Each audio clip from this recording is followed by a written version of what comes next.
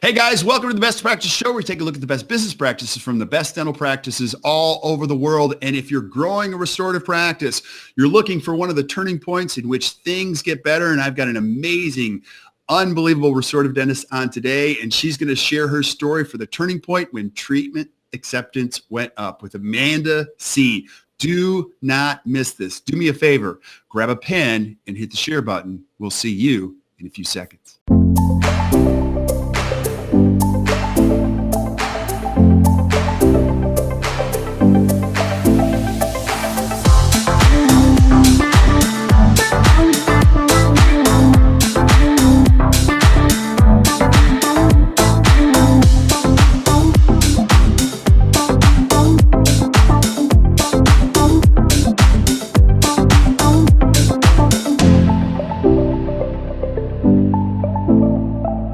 Hey guys, welcome back to the Best Practice Show. Thank you so much for watching. Thank you for tuning in. Thanks for giving us your feedback, and thanks for all the shares. We really appreciate it. We are up over to 32,000 followers and just having fun every day. And I told Amanda, we're just kind of making this up as we go. And I know some of you guys are listening on iTunes. Just so grateful for that. And today is a fantastic show, and you do not want to miss this. And so, couple show notes. We are shooting this live on Facebook. So as you have questions, if you have questions, please add them to the feed, and I'll ask Dr. Seay herself, and we'll get the answers straight from her as we're learning about her journey in dentistry. Also, continue to add questions to the feed later on, and we'll do our best to see if we can't give you a good answer, because we want you to get the most out of these when you're spending time, on your education or anything that it might be. So now, Amanda, I am so grateful that you're on. This is your first time on. We've been trying to get you for a long time. We finally got you on. I know who you are. You're an amazing restorative dentist. But tell us a little bit about your journey. We have a lot of listeners now, young dental students, people all over the world listening.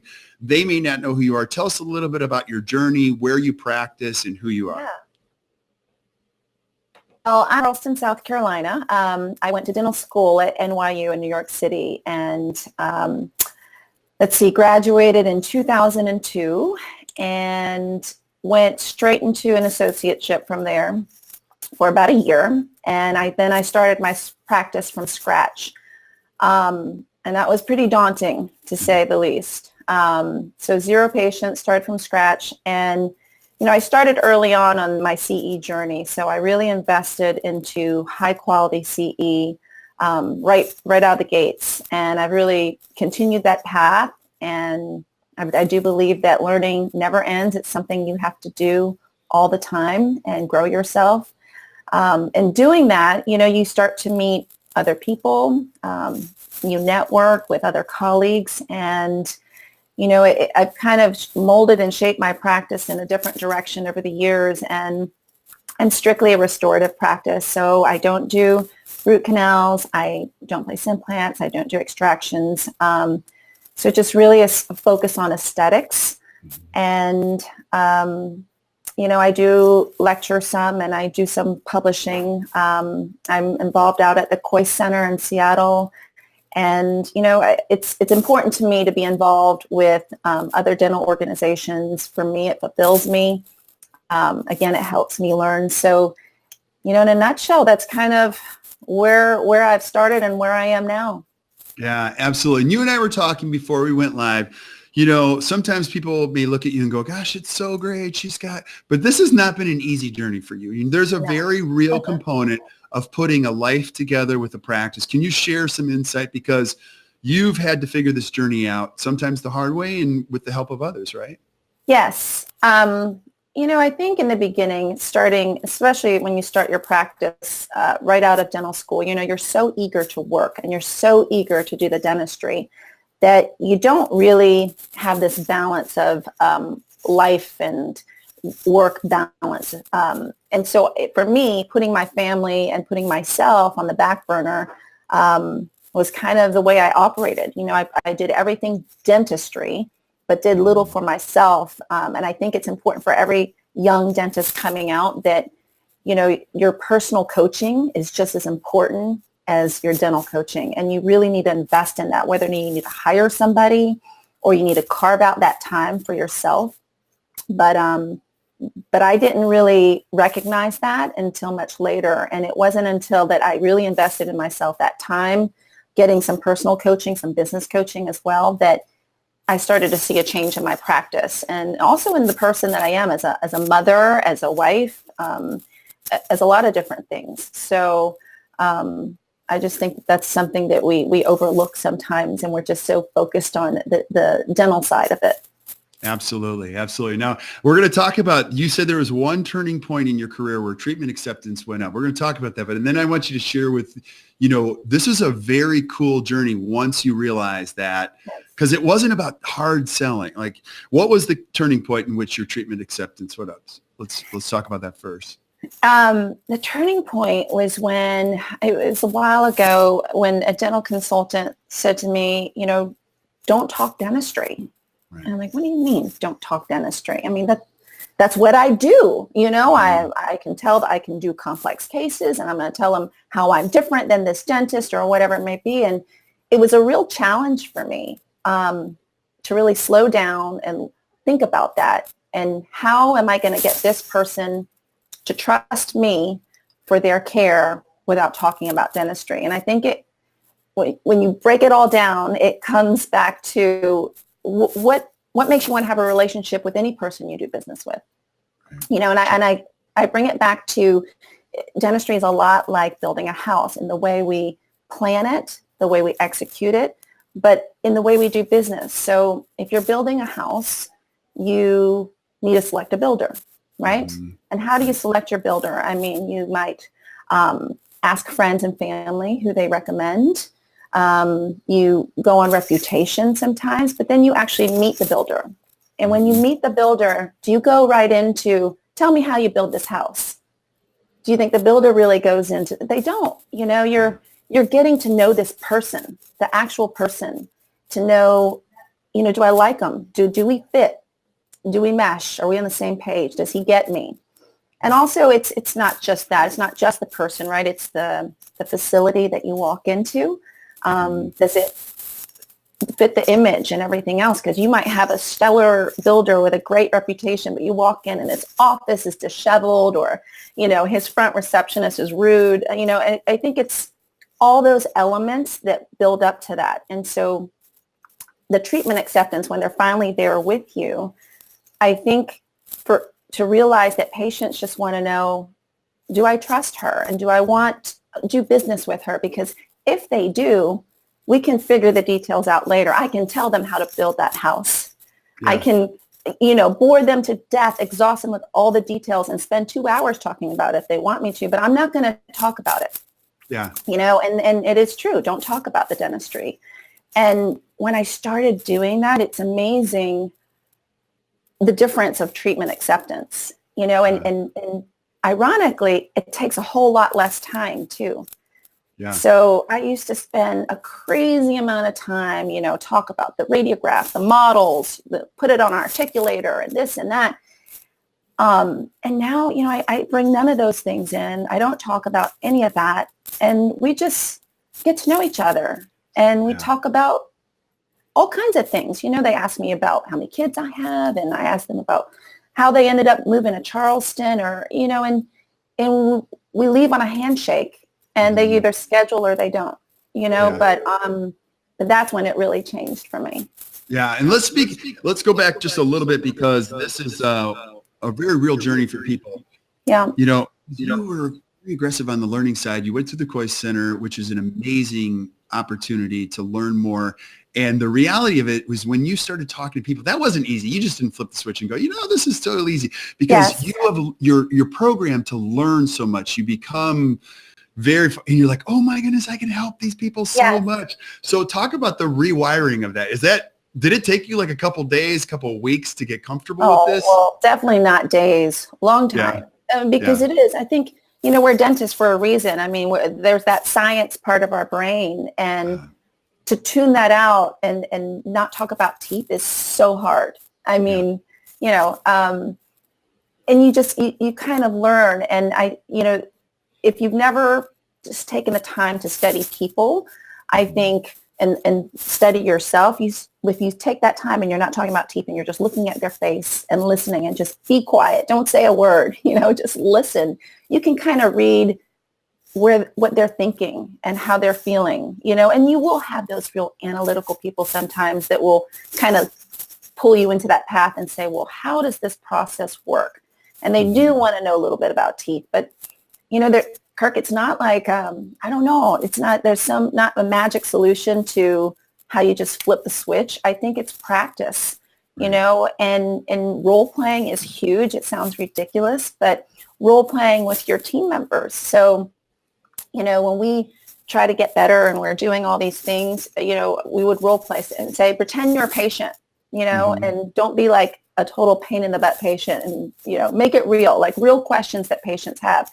And you realize how you stumble and fall across certain topics and what you need to practice on, or what you are having a hard time articulating. And role playing really helps. I mean, it's like exercise, right? You got to do it over and over. And when you get it, you start to get comfortable and you say, oh, okay, what if I do have a patient that comes up and says to me, well, how's that going to be done? And if you're role playing that, you know how to handle the situation. Yeah, that's awesome. Now, you mentioned one of my favorite words, which is a change in perspective in time. So you used to spend a lot of time probably on the clinical gathering information. Give us some perspective. What did it used to be, and what is it now when you say the time went way down when you're just connecting with people? Yeah, and I think the amount of time, I used to think that if I had a cosmetic consult come in, that in order to sell these big aesthetic cases or rehabilitations, I needed to be so prepared for them. I needed to have a certain amount of radiographs, mount their case, study it, have treatment plan options written out, give them the fees, give them the cost, so that I could just show them how organized everything was, that it was well thought out. And I mean, I would spend a lot of time preparing for these consults.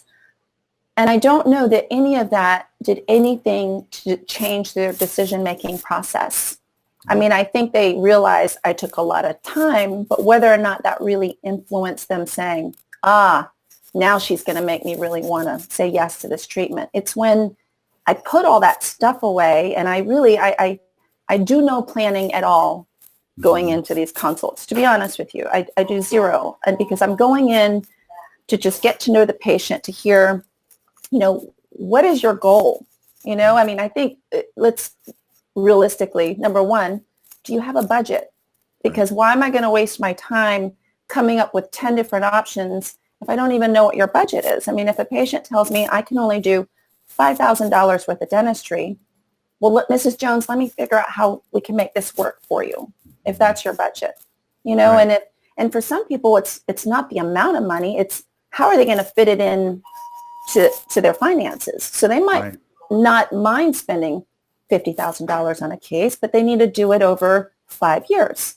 Well, then that's going to give me a totally different treatment option. But before I spend that time to come up with all these scenarios for this patient, I just need to have a really real, candid, raw conversation with them and just get to know them, ask them what they're looking for, ask them what their budget is. And it seemed really uncomfortable to ask people that in the beginning. I used to kind of dodge the whole money question altogether, like what things cost and what everything is. But it's like building a house. If you come with the builder's going to ask you, what's your budget? Yeah. You mentioned that. Absolutely. Now, I would imagine you just have less, not anxiety, but it's just more relaxed. You probably go in, I've heard this from so many dentists. They go like, I used to have all these forms. Now I just go in with a piece of paper sometimes and I'm just listening. And you go back to the trust thing. I do want to ask you a couple of questions. Like, you love getting to know people's stories. And then you also want to know if they have a budget. Now, do often people go, yes, I have a very specific budget? Or do they say, I don't know, let me think about that? Like, how often do you get a very specific number when you ask that question? I'm just curious. Not often, unless they've seen another dentist, so they have an idea of what treatment costs would be. Most will say, well, I don't really know. What do you think this would cost? And so that's when I will give them a range, depending on what you're looking for. If your goal is to keep your teeth for the rest of your life and you want to just make them functional and you're not focused on the aesthetics, then, it can be, I relate it to something like a car, like a Honda, all the way up to, if you want this option, it can be up to a Mercedes, a luxury car. But the price range is about this, or I'll give them a price range per unit. And depending on how many units they need will make the difference. So, again, it's like a builder. They have a price per square foot, right? Well, Right. That's the price per square feet. How many square feet do you want in your house? Yeah. So I'll give them a per unit number and say, depending on the number of units you need, that will be your fee. And they can do the math. It's simple. Yeah. But it's not a final number. They know that that's a range. Right. Yeah. And I already know the answer to this, but some people may be confused by the message. When people give you a budget, you're not lessening the quality of your treatment or what you're going to do. You're just maybe extending. So the variable might be when they do this, but the constant is always quality, right? Right. Right. There's people that come in who are coming in purely for cosmetic concerns. That's different. But if you have the patient that needs to be restored, and you say it is a huge treatment plan and they can't do it all at one time, what they're asking you is, how can I phase this really to make it affordable for me? And it's finding out what they can afford, because if it's a couple $100, a couple $1,000, well, how can we get this person so things don't get out of control for them, so that we take care of the worst things first? And so they appreciate that, because I think, so oftentimes the patients that you see that come in that do no dentistry at all is because they were overwhelmed by the huge number that was given by their last dentist. Right. And they think there's no way I can afford to do that. And so they don't do it. Right. But there's somewhere in between. There has to be somewhere where we can still treat our patients and give them a service, but help them work towards their goal, even if they can't afford it all at this time. Yeah. And so I try and lay that out for them and show them that I'm working side by side with them. And things can change sometimes. We start off small, and sometimes the next year the patient says, hey, you know what? I can do a lot more this year. And so you just never know. Absolutely. Now, I do get a lot of questions from younger dentists who are like, okay, well, Amanda, tell me, what questions do you use? And what, I get it, but what do you do? And there's a certain point, Amanda, where you probably just kind of trust yourself in this space, where I think, and I want you to speak to this, but when you truly trust yourself as a professional, you walk in an opportunity and go, hey, look, it's just two people talking. No matter what they give me, we're going to be okay. Would you agree with that?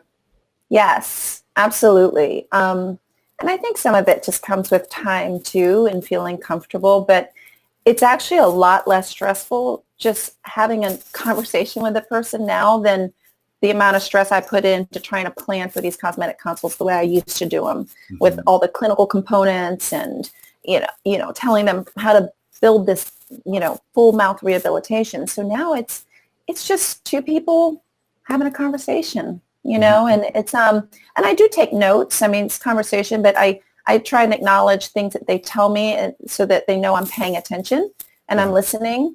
So I do take notes while we're talking, and sometimes I'll re-ask the question over something that we discussed and say, elaborate a little bit more on that. Tell me why this has been bothering you for so long. So it's not difficult though, and it's not anything that I think everyone can do. It's just doing it differently. Right. I think than what our brains want to do right out of dental school, which is, let's talk about dentistry. Yeah. Now I am crazy curious about a few details. On this journey in dentistry, you probably, you realize there's things you become self-aware of. You're like, I'm just better at this time of day, or how much time do you allot for these? What time of day do you do them? Do you charge for them? Or do you say, hey, look, I like doing these in the morning when I'm fresh? Give us some perspective on that. Yeah. And I don't think there's any right or wrong way to do it. I can just tell you what's worked in my practice. Yes, I charge for them. I used to not charge for them. Okay. And I know a lot of my colleagues don't charge for them, and it works great for them. I do charge because when I didn't, I had a huge influx of non-quality patients coming in. Okay. taking up time on my schedule, and the return on investment was spotty. I couldn't really make way of, was it worth it or not?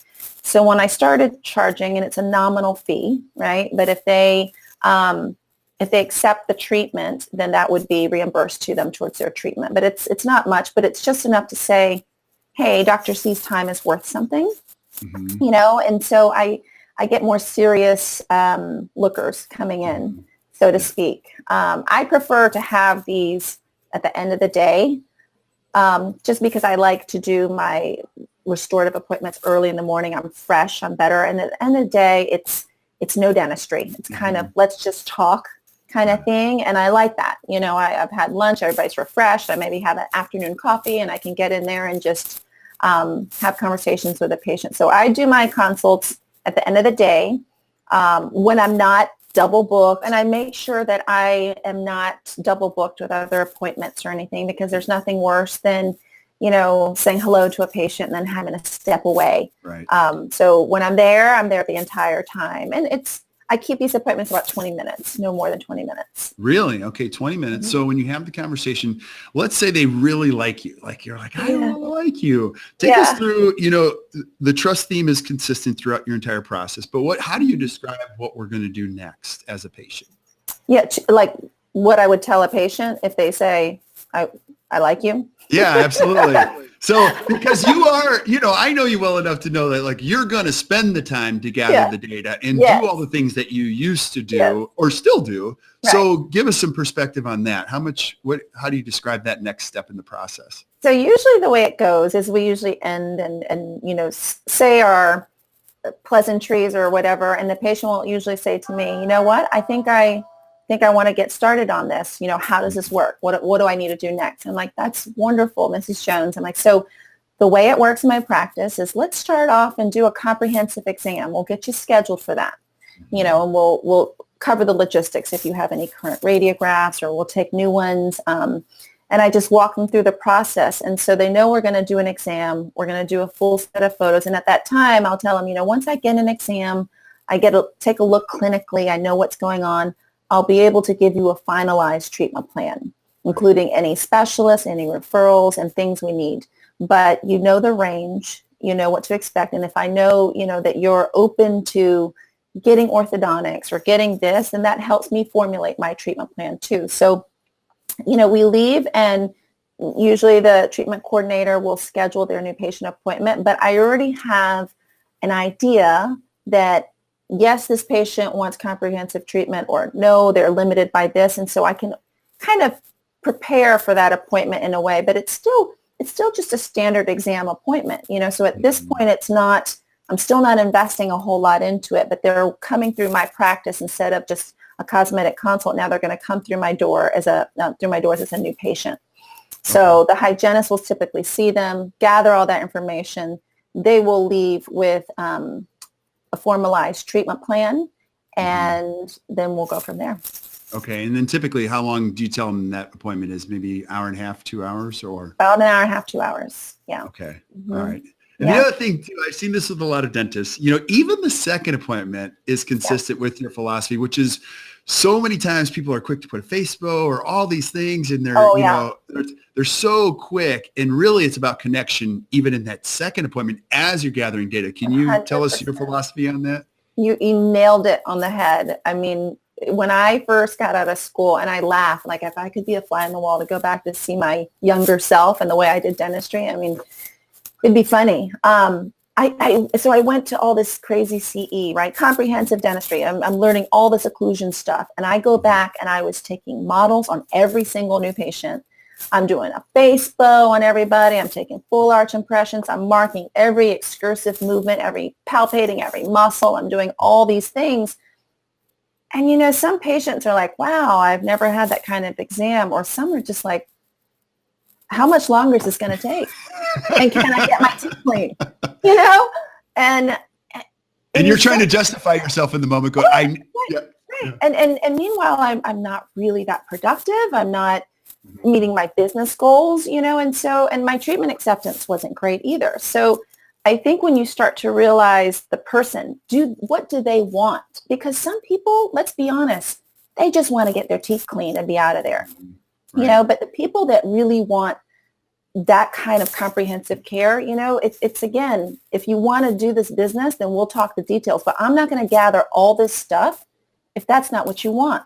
Right. So I have a real standardized new patient exam that I can keep under an hour and a half. But if it is more complex and I know that that's what the patient wants, they want to figure this out and they're going to invest the money to do the co-diagnosis with me, then okay, we'll spend that time and we'll bring you back. So it's not that we're neglecting patients and saying only you deserve it or you deserve it, but it's figuring out who wants it.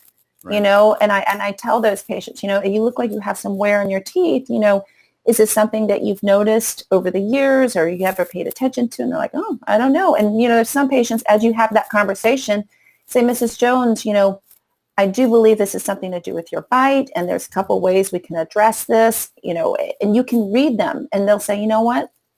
I don't want to, what needs to be fixed? If I have to do braces, forget it. I'm not going to do it.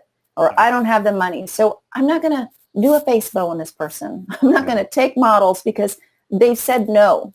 Right. So it's just reading these people and understanding, formulating your treatment plan according to those person's needs. Yeah. And I think we push so much what we want all the time on these people. And, and I think probably one of the biggest things is, I'm trying to think of maybe Chris Ramsey said something. Mm-hmm. He said to me that no is an option. Right. So when they say, well, what are my options? Well, you can do nothing. Mm-hmm. I mean, it's true. Right. But what's going to happen if you do nothing? Well, let me tell you, as you're a healthcare professional, this is what's going to happen. These are the risks that you run into. This is what can happen in 5-10 years. But if you choose not to do it, that's fine. Nobody needs to do anything if they don't want to. The need is I think so often we tell them, you need to do this, you need to do this, you need to do this. I mean, you don't need teeth. People live long, healthy lives without teeth. I mean, but if you want teeth, if you want your teeth to outlive you, then here's what I recommend. Yeah. And have you had to train yourself not to take this personally when people are like, oh.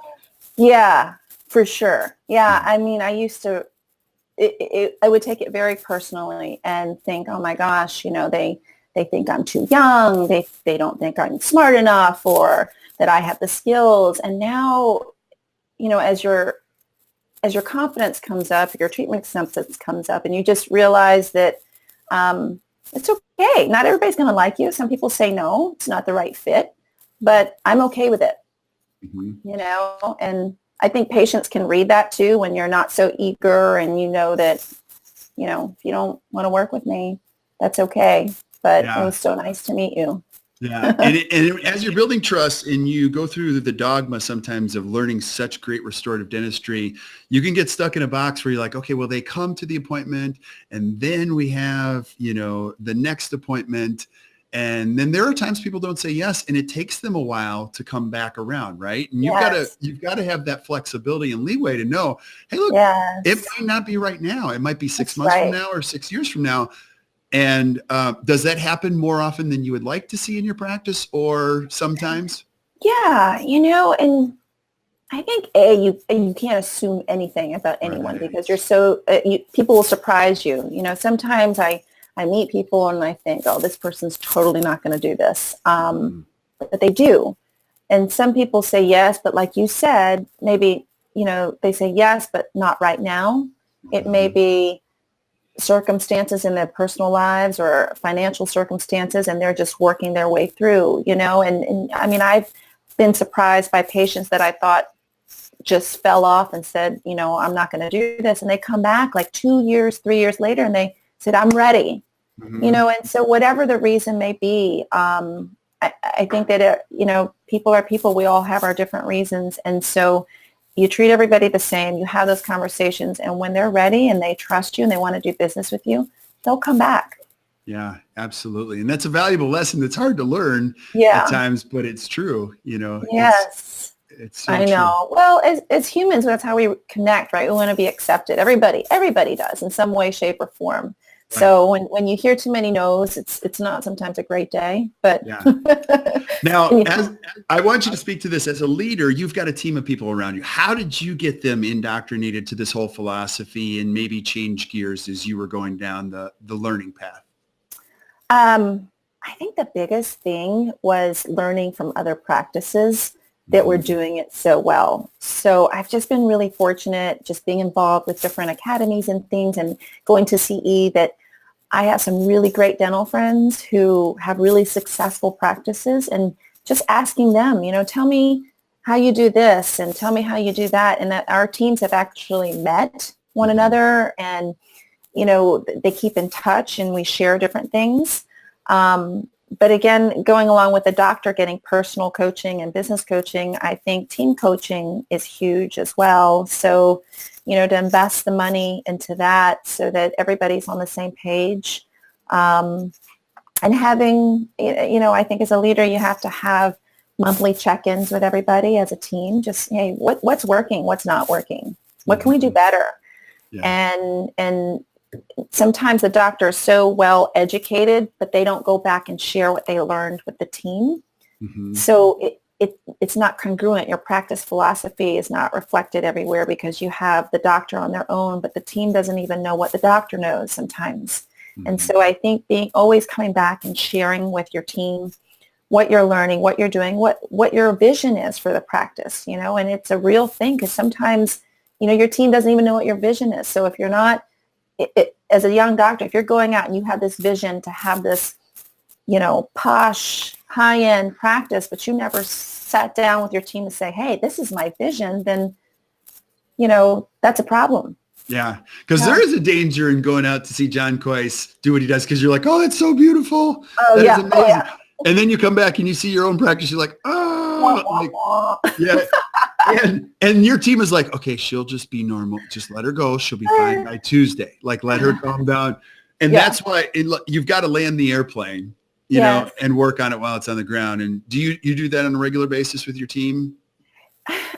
I'd like to say yes on a regular basis, but to be real, probably once a month, like I said, we'll spend a few hours to touch in and do those things. But what I did learn is, have you ever read that book, The One Thing? Yes, I love it. Yeah, love it. So I love that book, right? And I think tell us about the book though, because some people haven't read it. I love the book. I love it. So it's by Keller from Keller Williams. Yes. Yes. So what's the essence of the book?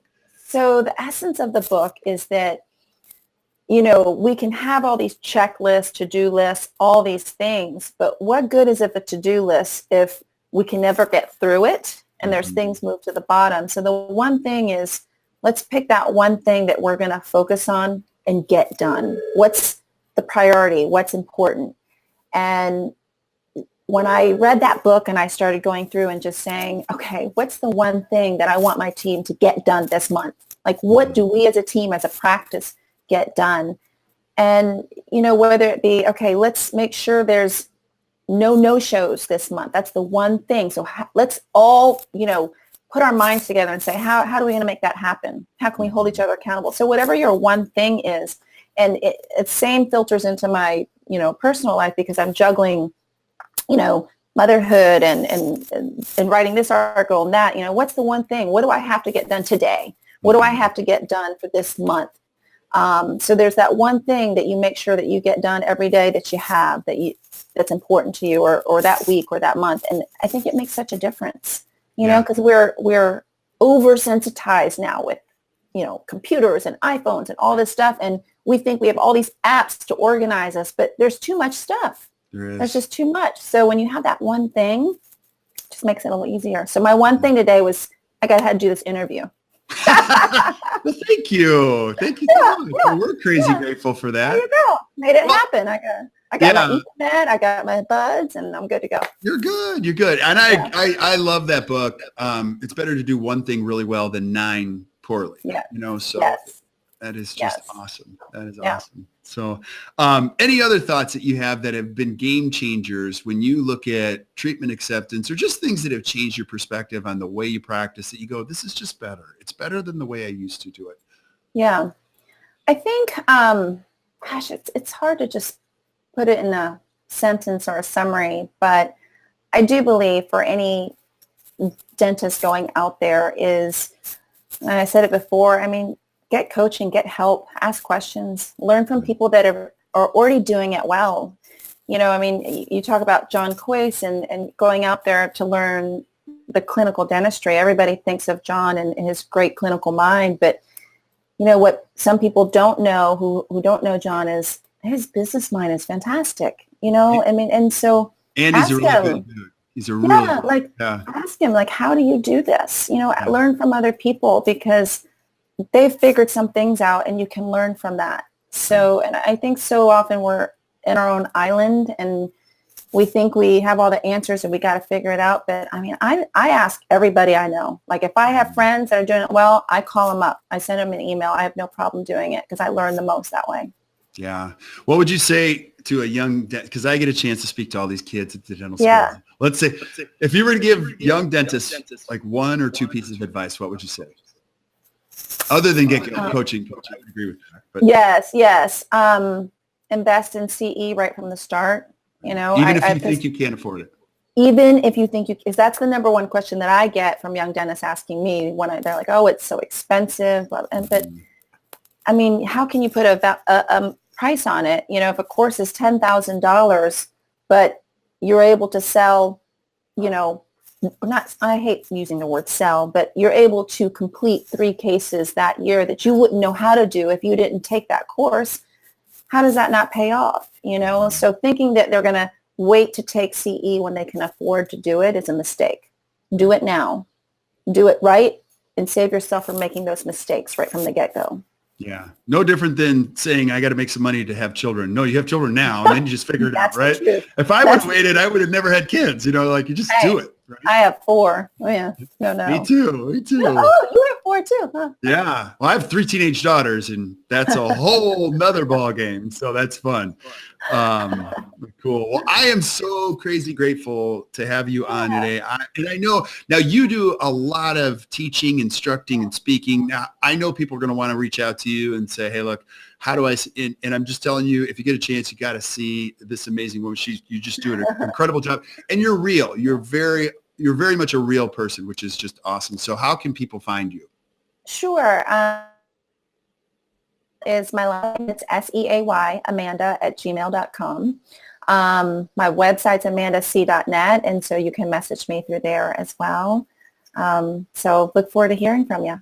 Yeah, absolutely. Thank you so much for being on. We really appreciate it. And just stick around Thank for you, Kurt. Yeah, stick around while we say goodbye to everybody else. But thank you guys for watching today. I hope you enjoyed this. I know you enjoyed this. And do us a favor, hit the share button, share this with your friends. Keep sending us suggestions for things that you want to see and things that you'd like to see from Dr. Seay. We'd love to have her back on and just take some of these other components apart. And until we see you next time, keep watching the Best Practice Show. You guys have a great rest of your day.